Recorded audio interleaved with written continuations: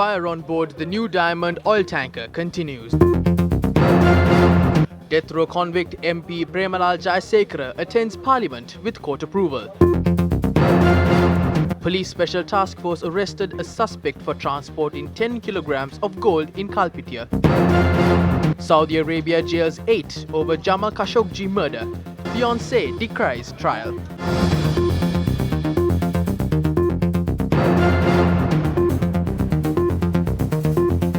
Hello there and welcome to Lunchtime News here on TV1. You're joining me, David Paldano.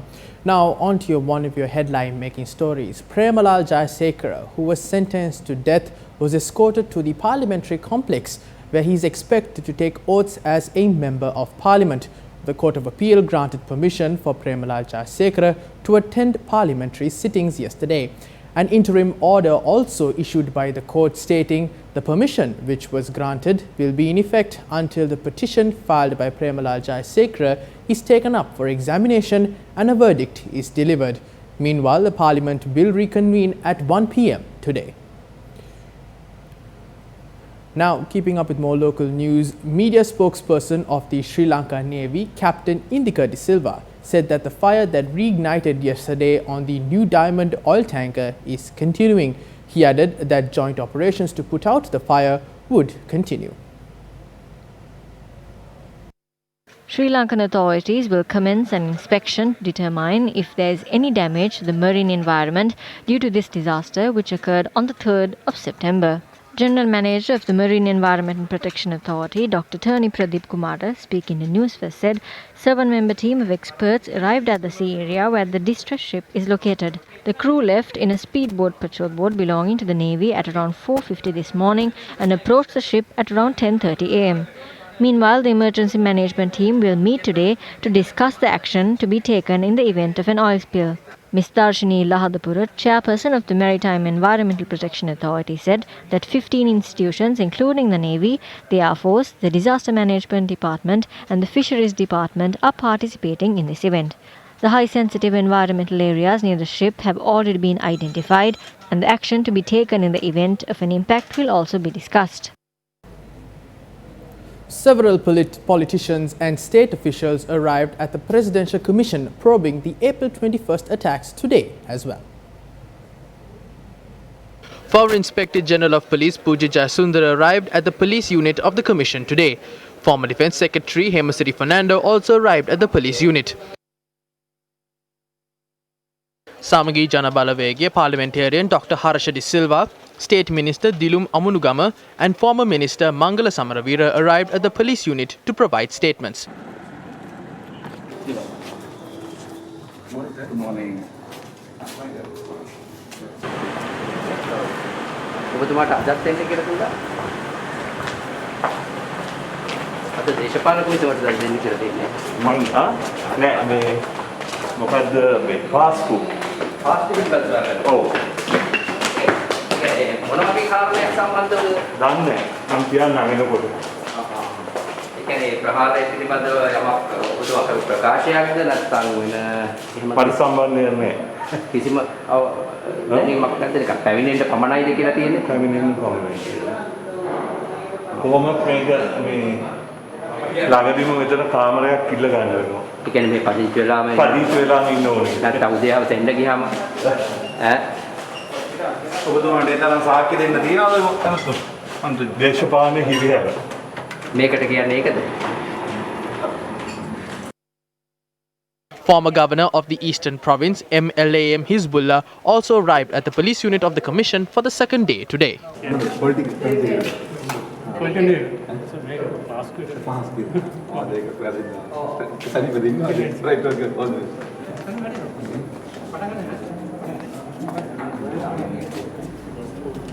Leader of the Sri Lanka Muslim Congress, Rauf Hakim, testified at the Presidential Commission of Inquiry yesterday, probing the 2019 April 21st attacks. Evidence was recorded from Rauf Hakim, who arrived at the commission at 6 p.m. yesterday for nearly 3 hours. During the evidence examination, the current member of the opposition made a revelation regarding the April 21st attacks and said the National Tawhid Jamaat or its leader Zaran Hashim were not directly linked to ISIS, and the true mastermind behind the 2019 April 21st attacks is a completely different force which wanted to destabilize the country. The witness said, quote, their ultimate goal was achieved, that was to destabilize the country. The ISIS banner was used merely for namesake, and Zaran as well as his group were hired as pawns to carry out the attacks by this force, unquote. He added, quote, this is a one-off incident. This was meant to happen once and it will not happen again, unquote. After this statement, the commissioners posed a question to Rauf Hakim and asked him to reveal the force behind the attack. Responding to the commissioners, the witness said, quote, I can name them without the presence of the media, unquote. Earlier in his testimony, MP Rauf Hakim added the SLMC was of the stance that a separate administrative district for Tamil-speaking populace should be created in the eastern coastal belt. He added that there is nothing new in it, and it was a political request which dates back to the times of 1987 Indo-Lanka agreement. Hakim stressed, quote, we pitched this idea after the new government was elected in 2015 as well. The request was made in order to carry out a smooth and hassle-free administrative work for the majority Tamil-speaking population in the area, and I believe it is a completely democratic request, unquote.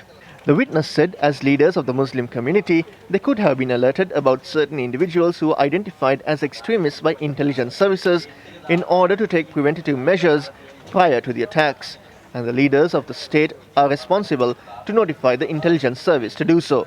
MP Rauf Hakim further added, after that 52-day constitutional crisis, then Prime Minister Ranil Wickremesinghe revealed that he was not called for certain National Security Council meetings by then President Maithripala Sirisena, and their political conflict had turned into an extremely personal matter during the latter stages of the government. The witness further added there was a clash between IGP Pujit Jasundara and then President Maithripala Sirisena. During the proceedings, commissioners questioned as to whether the president at the time requested the Prime Minister to remove the IGP through a committee. The witness responded in the affirmative. Rauf Hakim is set to testify at the Presidential Commission of Inquiry for the second consecutive day today after 6 p.m. These were the views expressed in the political arena regarding the new constitutional amendment. Some people are telling stories when we are trying to cancel the 19th Amendment and bring in the 20th Amendment.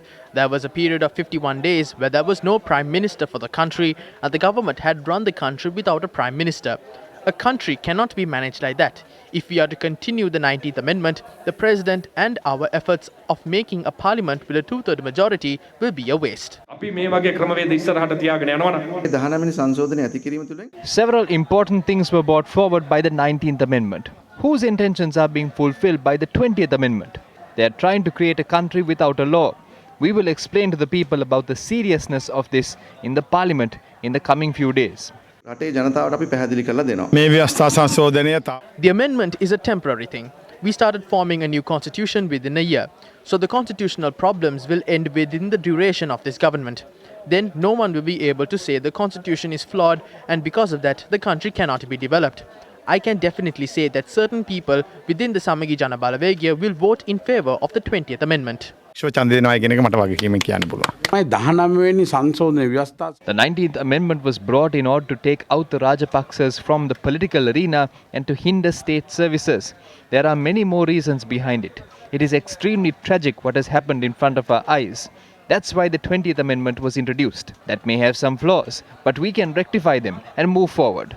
The 20th Amendment is something that the country needs in order to move forward. Now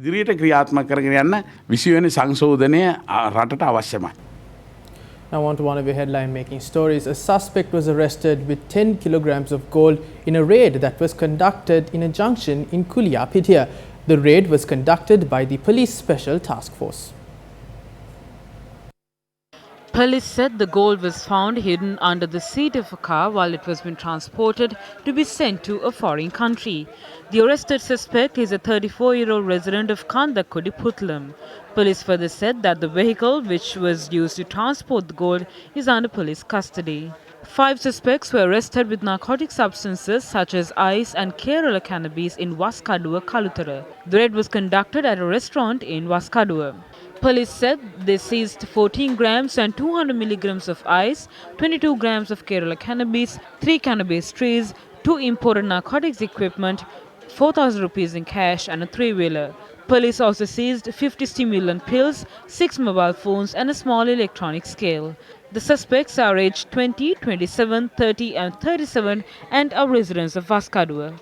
A woman has been arrested for smuggling 500 grams of Kerala cannabis from Kilinochi to Trincomalee. Police said the woman was arrested when she arrived in a passenger bus and was about to sell it to another person. The suspect is to be produced before the Trincomalee Magistrates Court today. Meanwhile, 2 people have been arrested with 12 kilos of Kerala cannabis in Madurankuliya, Kandayamatta, Putlam. The raid was carried out by the Putlam Narcotics Division while they were preparing to bury the stock at a house. 8 people have been arrested for illegally mining gems in the Kesalgamu Oya. Our correspondent said that the equipment used for gem mining was also taken into police custody. 3 people have been arrested with a lorry transporting sand in the Thabova sanctuary. According to our correspondent, 4 people who went hunting in the Thabova sanctuary were also arrested during the raid carried out to find sand smugglers. Officers seized 12 rounds of ammunition, 8 live bullets and a sharp weapon from the suspect's possession. The suspects are to be produced before the Putlam Magistrates Court today.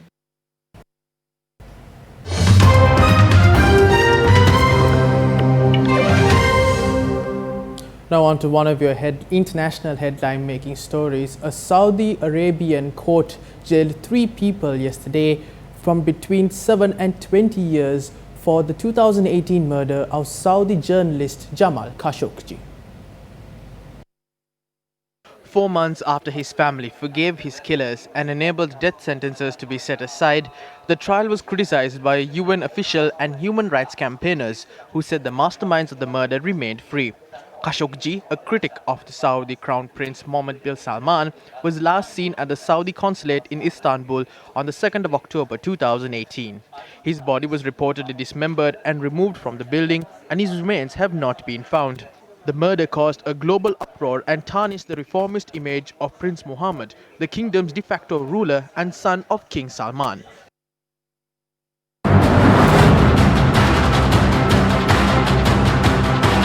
Sri Lanka Vanithabhimana 2020.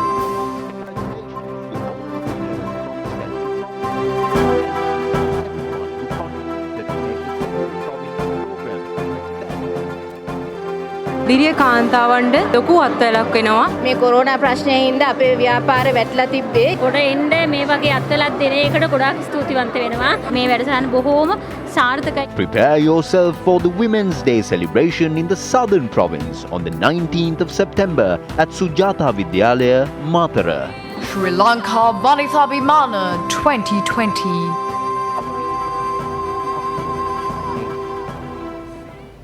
Today is day 11 of the Gammata Door-to-Door initiative. 2 teams are travelling in 3 districts today as well.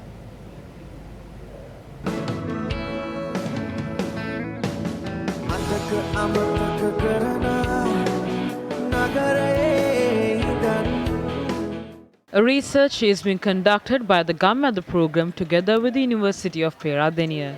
The objective of this research is to approach the people and identify their problems they face on a daily basis. The Gammata teams toured the Mana, Anuradhapura and Galle districts today as well. Our team in the Galle district visited the villages of Gammadegoda and Kandaketiya of the Pirisaknagoda Divisional Secretariat. Our team was given a warm welcome by the students of the Gammadegoda Suhada Preschool.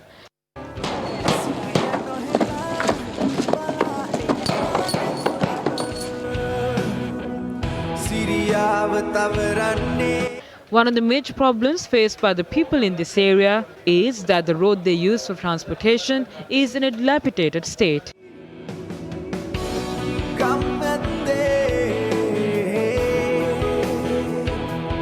Another group touring the Galle district visited the Galidare State Housing Village in the Niyagama Divisional Secretariat this morning. There are around 50 families living in this village. It can be seen that these people are facing great difficulties due to the lack of a proper drainage system in the village.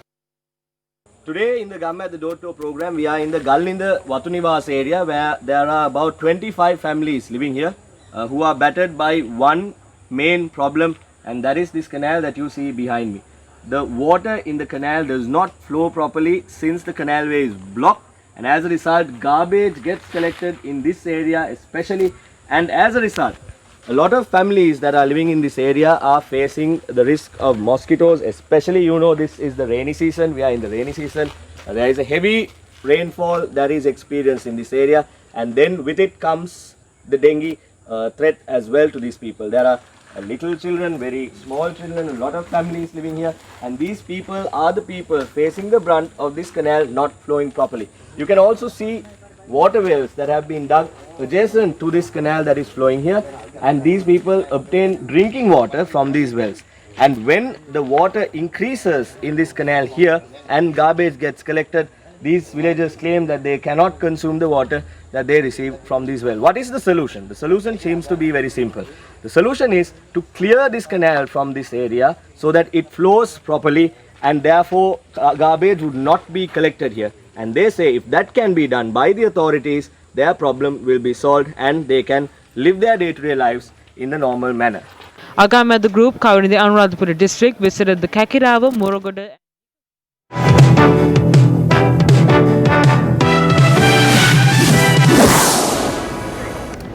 New Diamond බොරතෙල් ප්‍රවාහන නෞකාවේ ඊයේ පස්වරුවේ යලි හටගත් ගින්න තවදුරටත් පවතින බව නාවික හමුදාව පවසනවා. ගින්න සම්බන්ධයෙන් එම නෞකාවේ දර්ශන පෙළක් අදත් මාධ්‍යයට නිකුත් වී තිබෙනවා. මේ එම දර්ශනයි ඔබ දකින්නේ. නාවික හමුදා ප්‍රකාශක කපිතාන් ඉන්දිකද සිල්වා මහතා පැවසුවේ ගින්න මැඩ පැවැත්වීම සඳහා ඒකාබද්ධ මෙහෙයුම් තවදුරටත් ක්‍රියාත්මක වන බව. ඒ වගේම නාවික හමුදාව ප්‍රකාශ කළා මේ වන විට මේ පවතින ගින්න තවදුරටත් පාලනය යටතේ පවතින බව. விசிற செய்தி நியூ டைமண்ட் மசகு எண்ணெய் கப்பலில் நேற்று மீண்டும் தீ பரவி தொடர்ந்தும் அதனை கட்டுப்படுத்துவதற்கான நடவடிக்கையை முயற்சிகளை தொடர்ந்தும் கடற்படையினர் மேற்கொண்டு வருவதாகவும் விமானப்படையினரும் மேற்கொண்டு வருவதாக நமக்கு கடற்படை பேச்சாளர் கேப்டன் இந்திகடி சில்வா குறிப்பிட்டிருக்கின்றார். எது அவ்வாறாக இருந்தாலும் இன்றைய தினம் பெற்றுக்கொள்ளப்பட்ட காட்சி விமானப்படை நமக்கு ஊடகத்திற்கு வெளியிட்டிருக்கிறது. அந்த காட்சியை நீங்கள் பார்த்து கொண்டிருக்கிறீர்கள். இருந்தாலும் தீயை கட்டுப்படுத்துவதற்கான அனைத்து முயற்சிகளையும் தற்போது மேற்கொண்டு வருவதாக கடற்படை பேச்சாளர் குறிப்பிட்டிருக்கிறார். සංගමන් කන්දට නාවික සැතපුම් 38ක් දුරින් තිබියදී තමයි New Diamond MT New Diamond බොරතෙල් ප්‍රවාහන නෞකාවේ ගින්නක් ඇති වුණේ. කොහොම වුණත් දැඩි පරිශ්‍රමයකින් පසුව ශ්‍රී ලංකා නාවික හමුදාව, ඒ වගේම ශ්‍රී ලංකා ගුවන් හමුදාව, ඉන්දිය ඒ ආරක්ෂක අංශ සමාජිකින් වෙරළ ආරක්ෂක බලකාය ඇතුළු කණ්ඩායම්වල සහභාගීත්වයෙන් නෞකාවේ ගින්න යම් තරමක් දුරකට පාලනය කර ගැනීමට සමත් වුණත් ඊයේ පස්වරුවේ යලිත් මේ ආකාරයෙන් නෞකාවේ ගින්නක් ඇති වී ඇති බව තමයි බලධාරීන් සඳහන් කළේ. ගිනි නිවන කණ්ඩායම් සඳහන් කළේ. කොහොම වුණත් යලිත් වරක් දැඩි පරිශ්‍රමයක නිරත වෙමින් සිටිනවා MT නිව් ඩයමන්ඩ් බොරතෙල් ප්‍රවාහන නෞකාවේ ඇති වී තිබෙන මේ ගින්න නිවා දැමීම සඳහා. විශේෂයෙන් පාරිසරික සාධක මත ඇති වී තිබූ සුළං තත්වය මත නිවා දැමුණු ගින්න, පාලනය කරනු ගින්න යලිත් ඇති වුණු බව තමයි ගිනි නිවන කණ්ඩායම් සඳහන් කළේ. කොහොම වුණත් නෞකාව ගිනි ගැනීමෙන් මෙරට සාගරයට යම් හානියක් සිදු වී ඇද්ද යන්න පිළිබඳවත් මේ වන විට විමර්ශනයක් ආරම්භ කර තිබෙනවා. නාවික හමුදාව සඳහන් කරන ආකාරයට මේ වන විට නාවික සැතපුම් 28කට වැඩි දුරකින් මෙම නෞකාව තිබෙන බව තමයි සඳහන් වෙන්නේ. විශේෂයෙන් නෞකාවේ ගින්න නිවීම ආරම්භ කරපු මුල් දිනවල නෞකාව ගොඩබිම දෙසට පාවීමට පටන් ගත්තා. කොහොම වුණත් ඉන්දියානු යාත්‍රාවල ආධාරයෙන් නෞකාව වෙරළ තීරයෙන් ඔබට රැගෙන යාම සඳහා පියවර ගැන්වුණා. එම පියවර ගැනීමෙන් පසුව තමයි මේ ආකාරයෙන් නැවත වරක් නෞකාව තුල මේ විදියට ගින්නක් ඇති වී තිබෙන්නේ. එයත් නිවා දැමීම සඳහා මේ වන විට ශ්‍රී ලංකා නාවික හමුදාව, ශ්‍රී ලංකා ගුවන් හමුදාව, ඒ වගේම මේ සඳහා දායකත්වය ලබා දී තිබෙන ඉන්දියානු බට කණ්ඩායම් ආරක්ෂක අංශ සමාජිකයින් දැඩි පරිශ්‍රමයක නිරත වී සිටින ආකාරය තමයි අපිට මේ දර්ශන වලින් දකින්න පුළුවන්කම තිබෙන්නේ. මා සඳහන් කළා නෞකාව ගිනි ගැනීමෙන් මෙරට සාගර පද්ධතියට සිදුව ඇති හානි පිළිබඳව, එහෙම නැත්නම් හානියක් සිදු වී ඇද්ද යන්න පිළිබඳව නිරීක්ෂණය කිරීම සඳහා විමර්ශකයන් කණ්ඩායමක් එම ස්ථානයට පිටත්ව ගොස් තිබෙන බව විද්‍යාඥයින් 7 දෙනෙකුගෙන් සමන්විත කණ්ඩායමක් එම ස්ථානයට ගොස් තිබෙනවා. එම කණ්ඩායමට රුහුණු විශ්වවිද්‍යාලයේ සාගර විද්‍යාංශයේ විද්‍යාඥයින් 2 දෙනෙක්, සමුද්‍රීය පරිසර ආරක්ෂණ අධිකාරිය විද්‍යාඥයින් 2 දෙනෙක් සහ නාරා ආයතනයේ විද්‍යාඥයින් 2 දෙනෙක් ඇතුළු පිරිසක් ඇතුළත් වනවා. ඔවුන් අද අලුයම පිටත්ව ගොස් තිබෙනවා නාවික හමුදාවේ ආධාරයෙන්. අද පෙරවරුවේ ඔවුන් එම ස්ථානයට ළඟා වූ බව තමයි වාර්තා වන්නේ. ඒ වගේම දැන් මේ පිළිබඳව සාකච්ඡා වෙමින් තිබෙනවා. නෞකාවේ යම්කිසි විදිහක හදිසි තෙල් විසිරීමක් සිදු වුවහොත් ඒ සඳහා ගන්නා ක්‍රියාමාර්ග පිළිබඳවත් සාකච්ඡාවට ලක් වී තිබෙනවා. ඔබ දැන් දකින්නේ අද මාධ්‍යයට නිකුත් කළ දර්ශන. මේ අද නෞකාවේ පවතින තත්ත්වය තමයි ඔබ දකින්නේ. ඔව් වසන්ත விசேட செய்தி New Diamond MT New Diamond என்ற கப்பல் உங்களுக்கு தெரியும் கடந்த வியாழக்கிழமை இடம்பெற்ற அந்த தீ விபத்து காரணமாக தொடர்ந்தும் அந்த தீ பரவி கொண்டிருப்பதை எங்களால் காணக்கூடியதாக இருக்கிறது. மசகு எண்ணெய் ஏற்றி சென்ற குறித்த கப்பல் இலங்கையினுடைய சங்கமன் கண்டி கடற்கரையிலிருந்து 38 கடல் மைல் தொலைவில் தான் இந்த தீ பற்றி இருந்தது. அதனை அடுத்து கடற்படையினர் இணைந்து அந்த கப்பலை நகர்த்தி இருந்தார்கள் 40 கடல் மைல் தொலைவுக்கு. பின்னர் ஏற்பட்ட காற்று காரணமாக அந்த கப்பல் மீண்டும் கரைக்கு அண்மித்திருந்தது. 30 கடல் மைல் தொலைவுக்கு வந்திருந்தது. இன்றைய தினம் மீண்டும் 27 கடல் மைல் தொலைவு சங்கமன் கண்டி கரையிலிருந்து 27 கடல் மைல் தொலைவில் தற்போது இந்த கப்பல் காணப்படுகிறது. எனவே கட்டுப்படுத்தப்பட்ட தீ மீண்டும் இந்த வீசிய பலத்த காற்று காரணமாக மீண்டும் தீப்பற்ற ஆரம்பித்திருக்கிறது. எனவே அந்த தீயை கட்டுப்படுத்துவதற்காக தற்போது கடற்படையினரும் விமானப்படையினரும் இணைந்து தற்போது இந்த தீயை கட்டுப்படுத்துவதற்கான நடவடிக்கையை மேற்கொண்டு வருகின்றார்கள். இது இன்று காலை பெறப்பட்ட காட்சி. விமானப்படையினர் ஊடகத்துக்கு வெளியிட்ட அந்த காட்சியை தான் இப்போது நாங்கள் உங்களுக்கு வழங்கி கொண்டிருக்கின்றோம். இதனை கட்டுப்படுத்துவதற்காக அதே போன்று இந்த கடலில் இருக்கின்ற எண்ணெய் கசிந்திருக்கிறதா, சமுத்திரத்தில் கலந்திருக்கின்றதா போன்ற விவரங்களை ஆராய்வதற்காக 7 பேர் கொண்ட குழுவினர் தற்போது அந்த கப்பல் இருக்கின்ற இடத்துக்கு அண்மைத்திருக்கின்றார்கள். ருகுணு பல்கலைக்கழகத்தின் சமுத்திர விஞ்ஞான பிரிவின் நிபுணர்கள் இருவரும், கடல் மாசை தடுக்கும் பாதுகாப்பு அதிகார சபையினுடைய நிபுணர்கள் இருவரும், நாரா நிறுவனத்தைச் சேர்ந்த நிபுணர்களும் இந்த குழுவில் அடங்குகின்றார்கள். அடங்கி அந்த இடத்திலே சென்று ஆராய்ந்து தொடர்பான நடவடிக்கை எடுக்க இருக்கின்றார்கள்.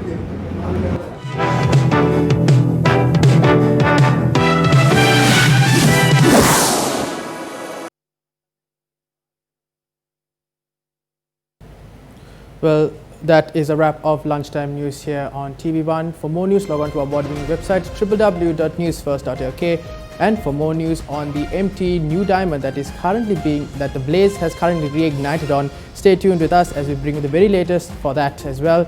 My name is Devi Paldano. Thank you for joining us.